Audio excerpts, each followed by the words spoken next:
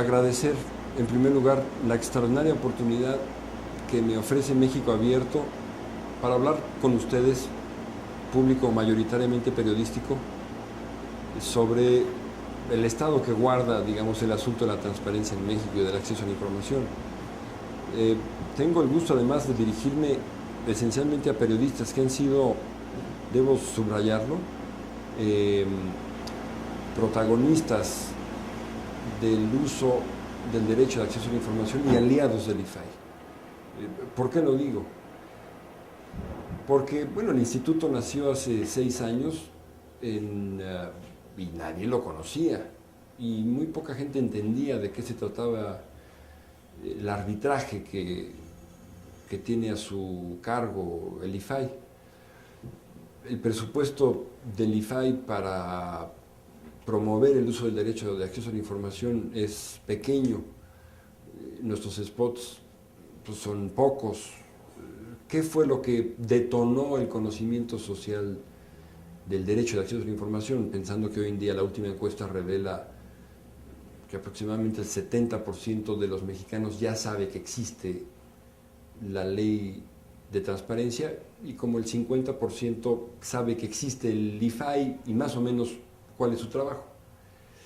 Bueno, realmente lo que detonó ese conocimiento social, esa pedagogía, fue la labor del periodismo.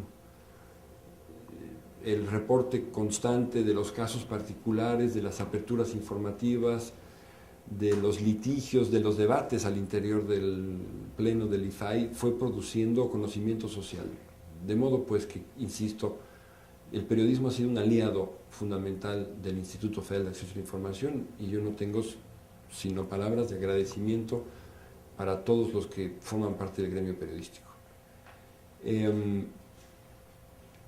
Creo que la coyuntura, pues, del momento específico en el que estamos es peculiar porque se ha producido, después de una experiencia breve, en general exitosa, pero retadora, entre 2002 y 2006, se ha producido, pues, en 2007, una gran reforma constitucional que va a tener, estoy cierto, y esto creo no es demagógico, un impacto fuerte en la dinámica de la política mexicana. ¿Por qué? Porque la reforma constitucional planteó en esencia un desarrollo del artículo 6, introduce una serie de conceptos que todas las legislaciones, las 33 leyes de transparencia en el país, tanto la federal como las 32 locales, deben incorporar. Hay, por lo tanto, una serie de principios generales. Hay, sin embargo, también en algunas de las fracciones del artículo arreglos institucionales que deben de asumir todos los estados. De modo que hay principios, hay bases y hay arreglo institucional específico. Voy a empezar por lo segundo, o voy a concentrarme pues en lo segundo. Uno de los problemas que enfrentó el desarrollo de la transparencia a partir de 2002, cuando 2 estados aprueban sus leyes, si no mal recuerdo, Sinaloa y Jalisco, antes de la ley federal, y después la ley federal detona, digamos, el resto de la aprobación de las leyes, se tarda prácticamente 4 años, porque en 2006, a finales de 2006, digamos, Hidalgo, Chiapas y Tabasco son los últimos estados que un poco tardíamente están aprobando sus leyes. Uno de los problemas, pues, que se generó fue que algunos estados no crearon un instituto de transparencia, es decir, dejaron que el litigio en materia del derecho a acceso a la información se procesara en algún tribunal de lo contencioso administrativo o en algún tribunal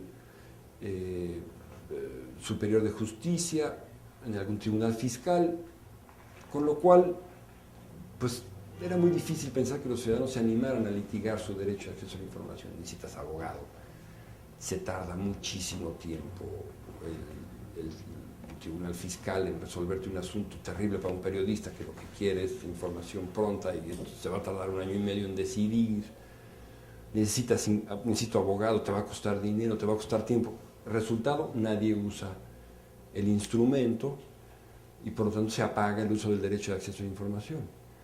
Entonces, una de las obligaciones que estableció la Constitución es todos los estados tienen que tener un órgano garante de acceso a la información, para que tenga centralidad la política de transparencia, para que sea, digamos, expedito, con plazos cortos, así lo dice la Constitución, el litigio en la materia. Por desgracia, algunos estados han desobedecido esta orden constitucional, a mi juicio, y a juicio de otros muchos. Por ejemplo, Querétaro decide desaparecer en una reforma constitucional la ya existente Comisión de Transparencia y la fusiona con la Comisión Estatal de Derechos Humanos.